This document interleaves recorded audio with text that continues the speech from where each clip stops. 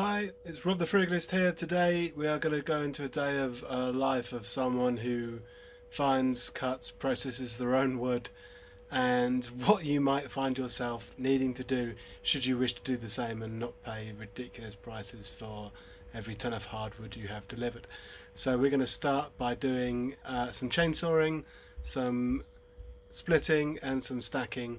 I'm going to be chainsawing up not everything, just some of the wood that I've already got delivered. That was via chip drop, if you remember that episode.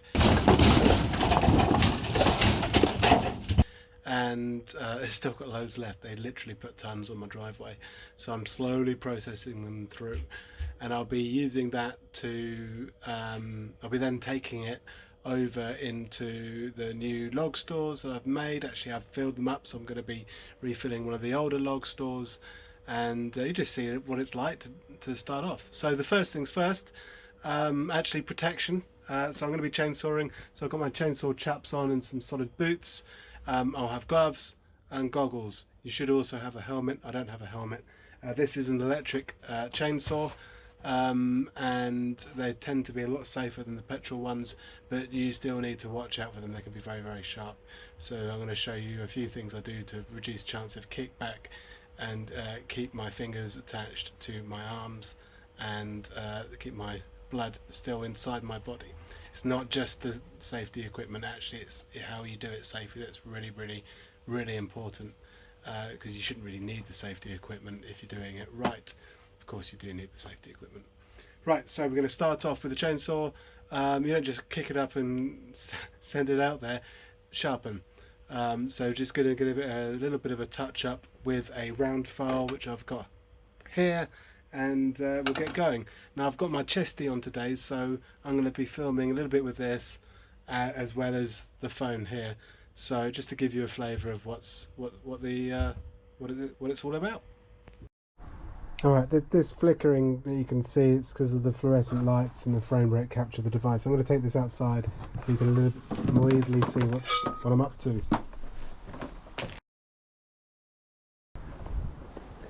Got myself a new stump. The old one finally died. Sad times. Okay. Alright, adjust the camera. That puts a bit more. That's why I'm going to be over it. And first thing we need to do is sharpen this. Keep this sharp. This needs to be razor sharp. If you can get it razor sharp, that's ideal. Right. Now, first thing is loosen the chain somewhat.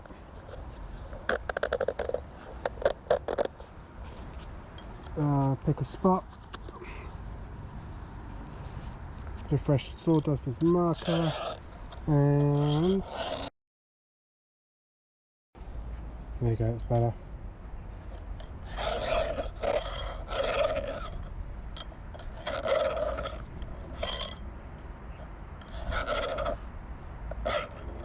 I've not got the best technique on this. You shouldn't need to draw it back.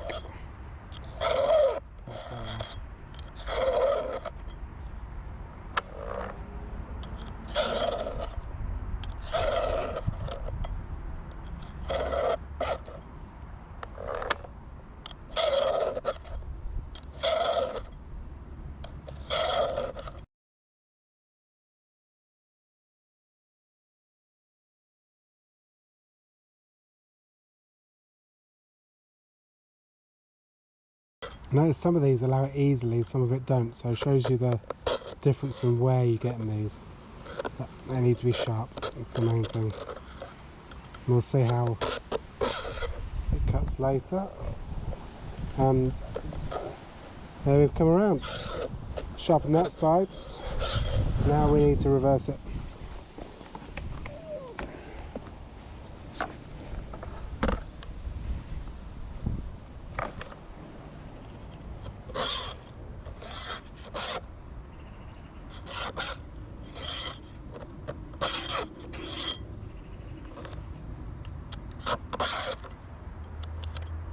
Looking at 3 strokes each.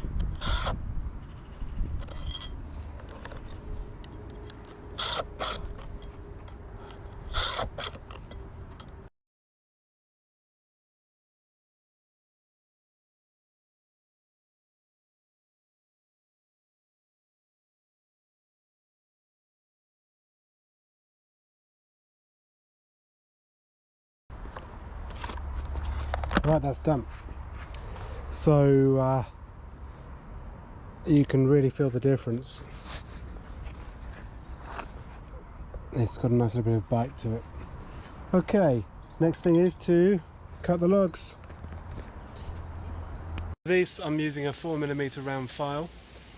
Was using it, and I noticed as I was going through it they were all quite different, so it did need a little bit of a sharpen, but they're, you know, chainsaws will not wear down necessarily evenly.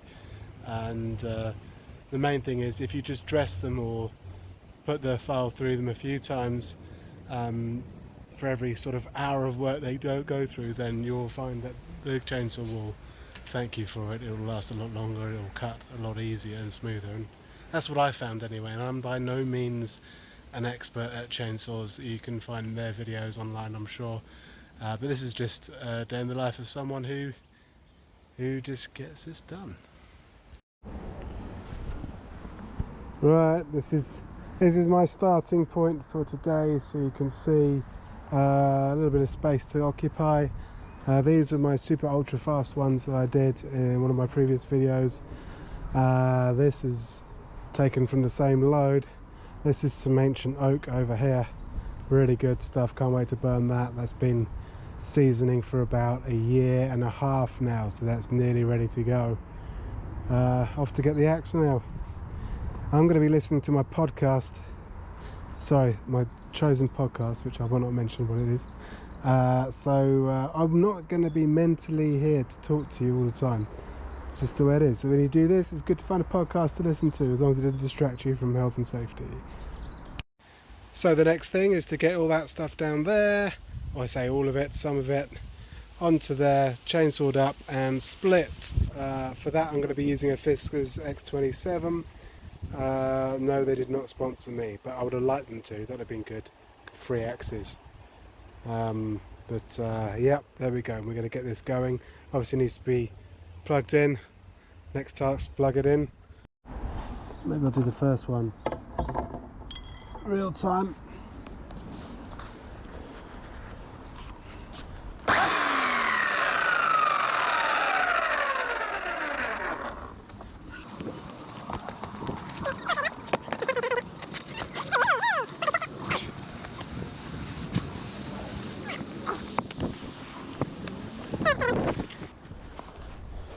Straight arm, any kickbacks will engage this, stop it.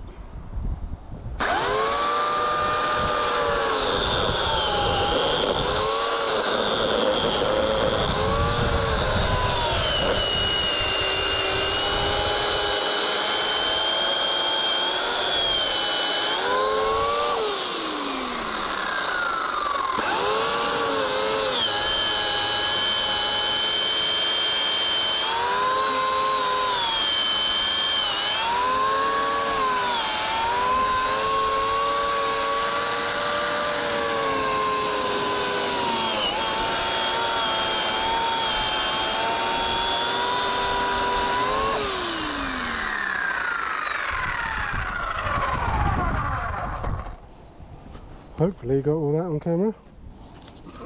Never quite know what the right angle is for the camera. This should be straightforward. So, this out the way. I tend to process as I go. I don't do all the sawing at once. And there we go. No problem.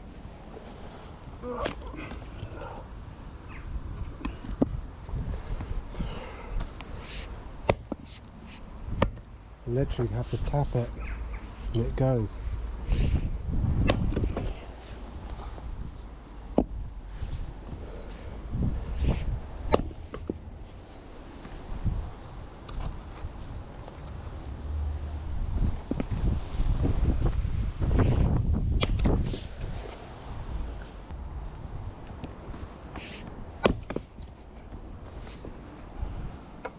This has been some of the easiest wood to chop up I've ever had. This is chestnut. I'm led to believe.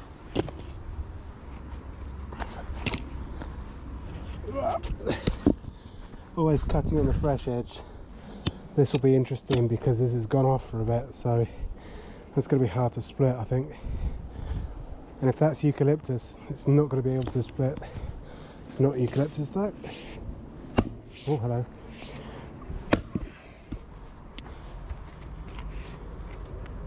With a knot in it. Come on.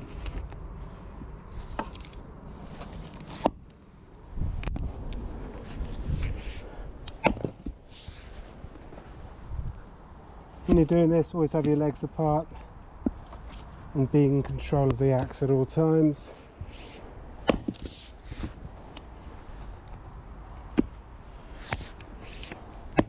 Right on the knot. Nothing worse than knotty wood. This isn't really knotty wood at all, this is great. But if you get knotty wood, it's like trying to carve through concrete.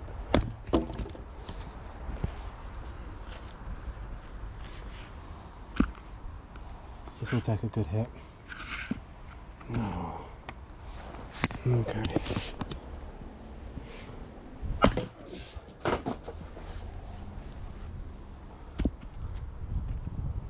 Or two. There we go, got you, little punk.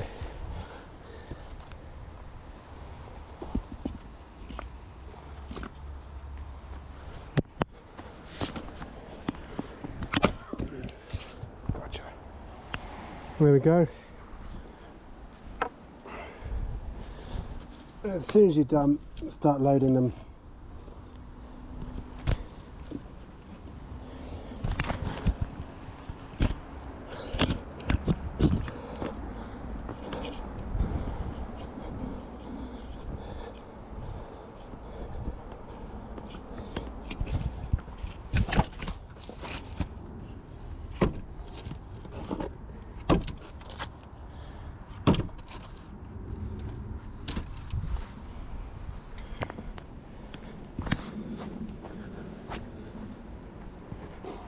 There we go. I'm going to go to time lapse now.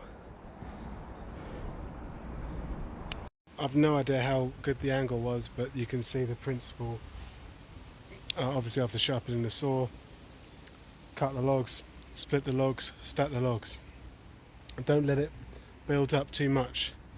Always work with small loads, just because it's more efficient and you don't end up having to give yourself a bit of a nightmare. And also it allows you to rest in between, because actually splitting is quite strenuous work, gets a sweat up pretty darn fast, particularly if you're wearing these ridiculous looking but life-saving trousers. So that's going to be it. So I'm going to go on to time lapse now and put my podcast in.